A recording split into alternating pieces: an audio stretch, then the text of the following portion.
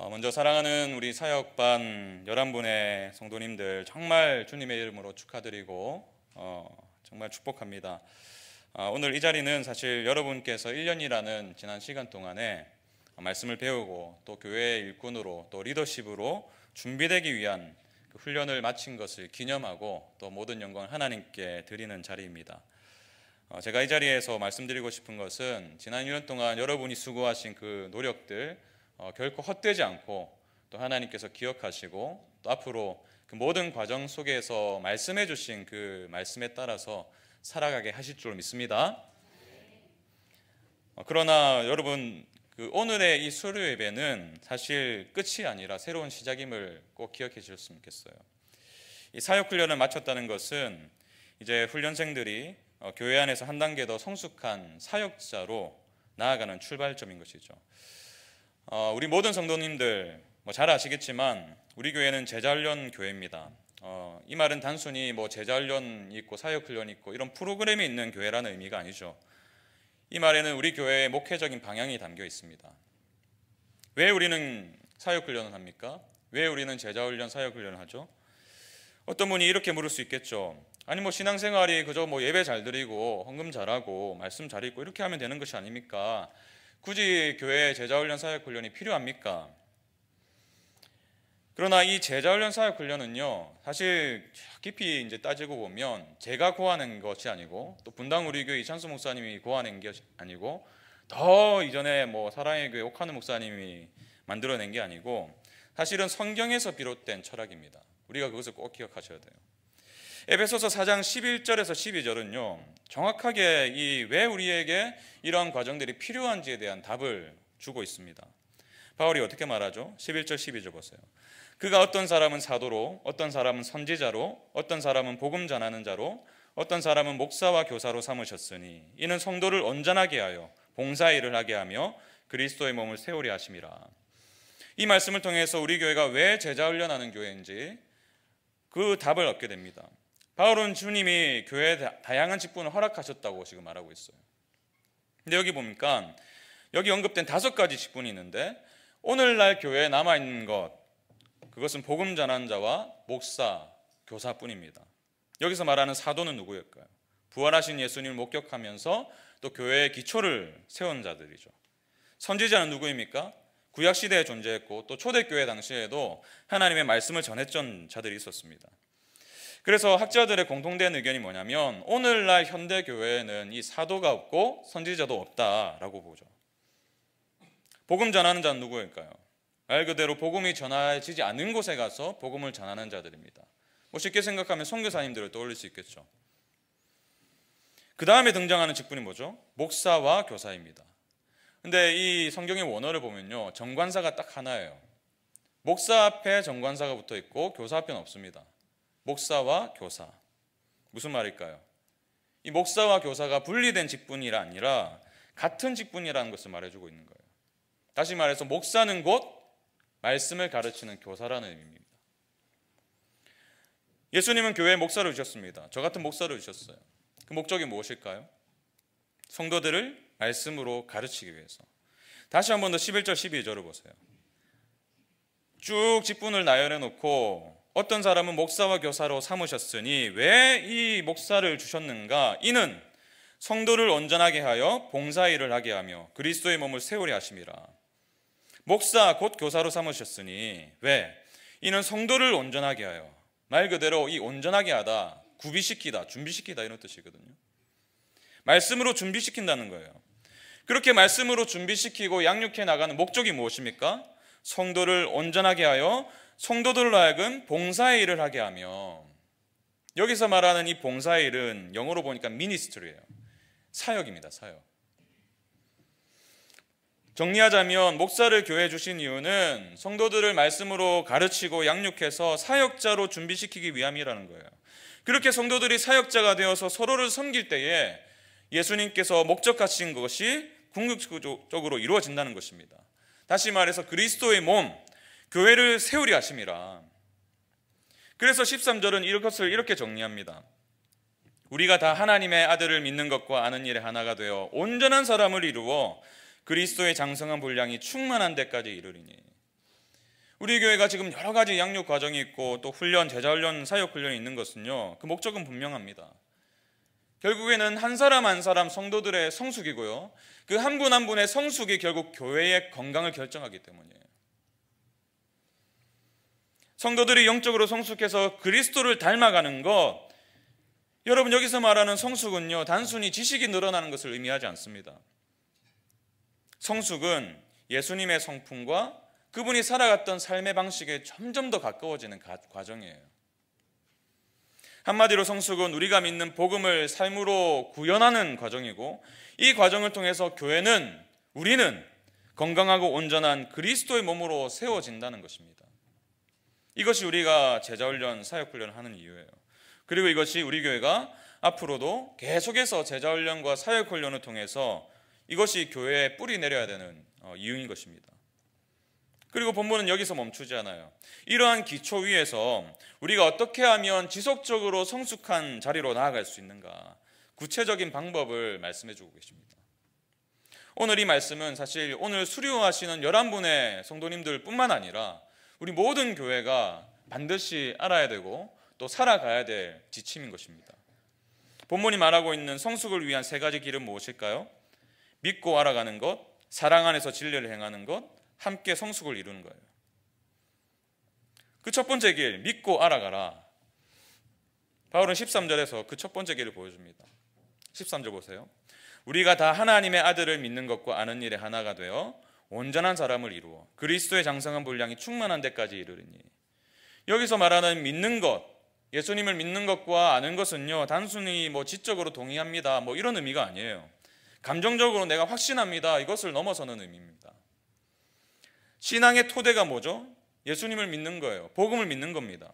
그리고 그 믿음을 뒷받침하고 성장시키는 지식, 다시 말해서 말씀에 대한 이해가 조화를 이루는 상태를 의미하고 있어요. 여러분, 믿음은 하나님을 신뢰하고 그분의 약속을 믿는 것입니다. 붙드는 행위예요.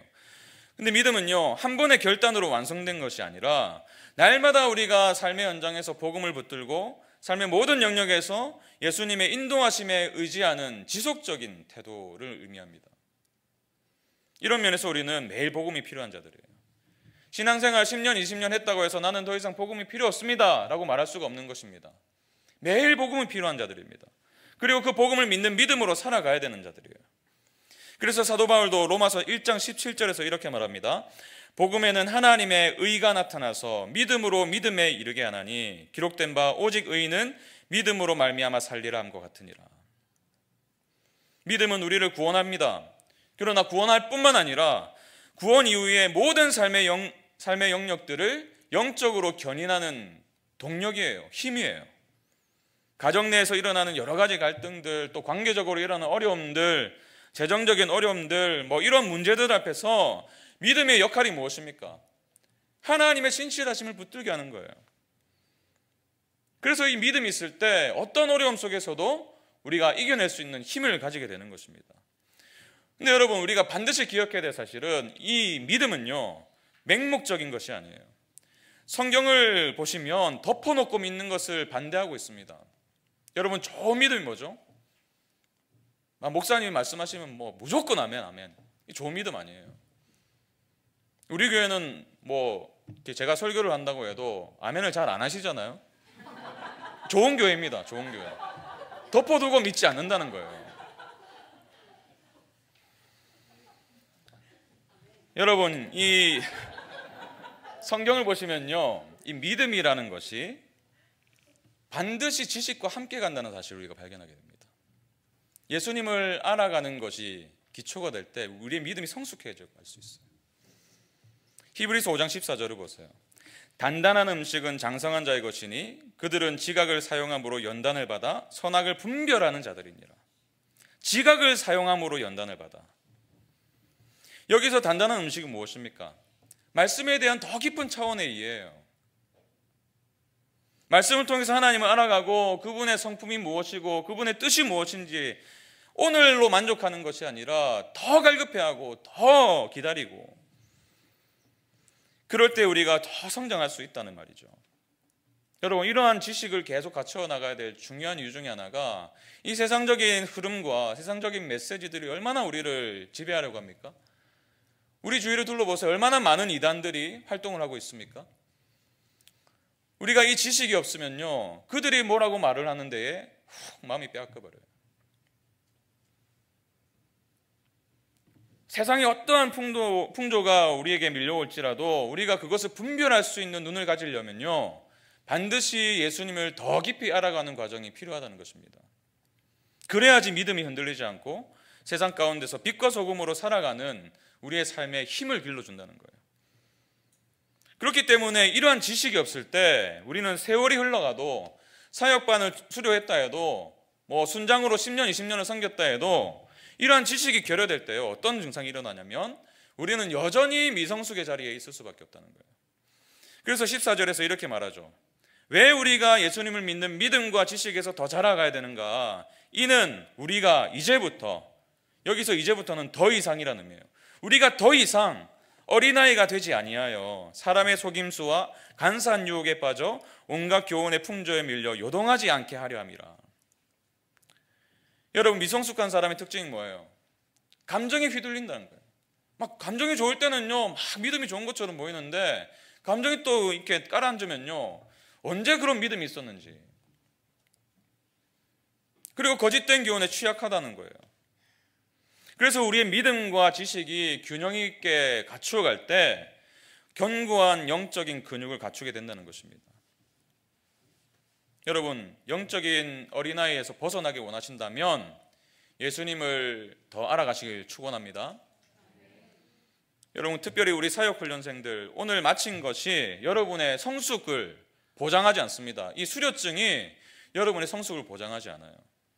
여러분의 성숙은 누구에게 달려 있습니까? 예수님을 아는 지식에 달려 있어요. 예수님 누구십니까? 우리가 평생 매달려도 평생 알아가도 다 알 수 없는 깊이를 가지고 계신 분이에요. 제일 위험할 때가 언제냐? 다 안다고 생각할 때가 제일 위험해요. 뭐 사역훈련 수료했으면 됐지 뭐. 더 이상 우리 교회에 더 이상 훈련 프로그램도 없는데 그때가 제일 위험한 때입니다. 여러분, 말씀을 가까이 하시는 것을 평생의 습관으로 삼으세요. 제자훈련, 사역훈련 2년 동안에 자리한 그 큐티를 습관한 그 삶이 저는 여러분의 평생토록 이어지길 간절히 축원합니다. 매일매일 말씀 속에서 예수님을 알아가시길 축복합니다. 그리고 사역하지 않으면 배울 때다, 이 확신을 가지고 교회가 제공하는 과정에 전도 폭발을 벌써 신청하신다고 약속을 하신 분이 계십니다. 네, 이렇게 못을 박아야 돼요. 제공하는 과정에 참여하시고요. 그렇게 할 때 우리의 믿음은 더 이상 어린아이 상태에 머무르지 않고 성숙한 주님을 닮아가는 그런 품격과 안정감을 갖추게 될 줄 믿습니다. 그런가 하면 두 번째, 성숙을 위한 세 가지 길 중에서 두 번째 길이 무엇입니까? 사랑 안에서 진리를 행하라는 거예요. 오늘 본문이 말하고 있는 이 성숙을 위한 두 번째 길, 사랑 안에서 진리를 행하라. 우리가 잘 아는 야고보서 2장 17절을 보면요, 행함이 없는 믿음은 죽은 것이다, 이렇게 말하고 있어요. 근데 바울은 여기서 한 단계 더 나아갑니다. 진리를 행하되 사랑 안에서 행하라. 사랑 안에서. 15절을 보세요. 오직 사랑 안에서 참된 것을 하여. 여기서 참된 것을 하다가 진리를 행하다라는 뜻이에요. 말씀대로 살아가다, 말씀에 순종하다. 근데 사랑 안에서. 그럴 때 어떻게 돼요? 범사에 그에게까지 자랄지라. 그럴 때 성숙이 일어난다는 거죠. 여러분, 우리가 진리를 행할 때, 이 사랑 안에서 참된 것을 행할 때 예수님께까지 자라갈 수가 있는 것입니다. 우리가 반드시 기억해야 될 사실은요, 우리가 진리를 알고 그 진리에 순종하는 삶, 그것은 반드시 사랑 안에서 이루어져야 된다. 성경을 보시면 끊임없이 이 사랑과 진리의 균형을 강조하고 있습니다. 이 균형이 교회 공동체를 영적으로 건강하게 만들어주는 핵심적인 요소라고 말하고 있어요. 진리를 아는데 사람들을 배려하고 또 섬기는 사랑이 없다면 어떻게 될까요? 바리새인이 되는 거예요. 형식주의, 율법주의에 빠지게 되는 것입니다. 반대로 사랑을 명분으로 진리를 희석해버리면요, 어떤 일이 일어날까요? 교회 질서가 무너지는 거예요. 오늘 수료하시는 분들이 결코 잊지 말아야 될 사실입니다. 저는 신앙생활하면서 많은 분들을 봐왔는데요, 진리를 알고 행하는 삶이 이 누군가를 정죄하고 비판하는 자리로 나아갈 수 있다는 것을, 그런 위험이 있다는 것을 제가 너무나 많이 봤어요. 성경에 대해서도 많이 알고 교회에서 뭐 직분도 많이 받고 뭐 그런 분이 계신데 그 누구도 그 사람에 가까이 가려 하지 않습니다. 왜요? 아니, 가까이 가면 늘 지적을 하니까. 다 맞는 말이죠. 다 맞는 말이에요. 다 맞는 말인데 왜 사람들이 관계 맺기를 꺼려 할까요? 그 사람의 태도에서, 그 사람의 말투에서 사랑 안에서가 없기 때문이에요. 사랑 안에서가. 진리를 행하는데 사랑 안에서가 없습니다. 동시에 교회 리더를 맡고 있고 순장을 맡고 있는데 좋은 게 좋은 거지, 그 모든 뭐 어떤 잘못을 해도 다 덮어주는, 거기엔 질서가 없죠. 지체가 잘못된 길로 가고 있다면 진리 안에서 바로 잡아주는 것이 리더의 역할입니다. 무슨 말이에요? 결국에는 진리를 행하되 사랑 안에서 행하라, 이 균형을 맞추란 말입니다. 그래서 바울은 갈라디아서 6장 1절에서 이렇게 강조하고 있습니다. 형제들아, 사람이 만일 무슨 범죄한 일이 드러나거든 신령한 너희는 온유한 심령으로 그러한 자를 바로잡고 너 자신을 살펴보아 너도 시험을 받을까 두려워하라. 잘못한 자를 바로잡으라. 그러나 온유한 심령으로. 진리를 행하라. 그러나 사랑 안에서. 우리 모든 성도님들이 이 말씀을 붙들고 사시길 축원드립니다. 우리가 어떻게 영적으로 성숙할 수 있을까요? 진리를 행하셔야 돼요. 말씀을 알아가시고 내 지식으로만 쌓아가는 것이 아니라 그 말씀에 순종하시길 바랍니다. 근데 순종하시되 사랑 안에서 순종하셔야 돼요. 지체들을 돌아보시고 눈물 흘린 자의 눈물을 닦아주시고 그 모든 과정들을 통과하는 동안 여러분의 삶이 성숙의 자리로 나아가게 될 줄 믿습니다. 오늘 본문을 통해서 우리에게 주신 성숙을 위한 세 가지 길, 첫 번째 뭐였죠? 믿고 알아가라. 믿고 알아가라. 두 번째는 뭐였죠? 사랑 안에서 진리를 행하라. 그리고 마지막으로 함께 성숙을 이루라 라고 말씀하고 계세요. 16절 보십시오. 그에게서 온몸이 각 마디를 통하여 도움을 받음으로 연결되고 결합되어 각 지체의 분량대로 역사하여 그 몸을 자라게 하며 사랑 안에서 스스로 세우느니라. 교회는 뭐죠? 그리스도의 몸입니다. 머리이신 주님께 의존하는 공동체예요. 그리고 그 몸이 각 지체가 협력하고 서로를 섬길 때 비로소 진정한 성숙에 이를 수 있다는 뜻이죠. 여러분, 교회 중심은 누구입니까? 박재진 담임 목사입니까? 아니면 어떤 순장님이세요? 교회의 머리는 예수 그리스도인 줄 믿습니다. 그분으로부터 우리는 은혜와 또 생명을 공급받는 거예요. 그리스도가 머리가 아니라면 교회는 단순한 인간이 만든 조직에 불과할 뿐입니다. 교회 머리는 예수님이십니다. 그리고 머리이신 예수님께 교회가 연결될 때에 하나의 몸으로서 기능할 수가 있어요. 교회가. 여러분, 건강한 몸이라는 것 제가 정말 많이 말씀드렸는데요, 각 지체가 자신에게 주신 그 은사에 따라서 서로를 섬길 때에 비로소 우리 교회는 건강한 교회다라고 말할 수가 있어요. 믿는 자들에게는 모두에게 성령께서 은사를 주십니다. 은사의 특징이 뭐냐면 나의 유익이라기보다는 다른 사람의 유익을 위해 주신 거예요. 교회를 섬기기 위해 주신 것이 은사입니다. 그리고 그 은사를 모든 자들에게 주셨어요. 그리고 그 은사에 따라서 각자에게 맡겨주신 그 역할들을 감당할 때 비로소 건강한 몸, 건강한 교회가 되는 것입니다. 한 성도가 삶의 문제로 낙심을 하고 있어요. 순장님이 말씀을 위로하십니다. 뿐만 아니라 그 중보기도 부원이 있으면 기도를 해요. 그리고 다른 순원들은 현실적인 그 실제적인 어려움을 채워줍니다.